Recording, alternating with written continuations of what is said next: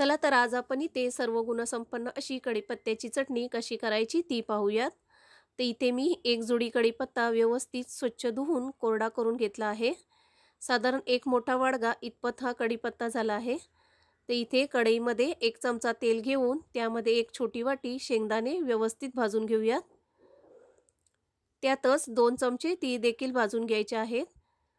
त्याच कढईमध्ये 10-12 लसणीच्या पाकळ्या, 1 छोटा चमचा जिरं आणि 1 छोटी वाटी किसून घेतलेलं सुकं खोबरं ते देखील भाजून घ्यायचं आहे।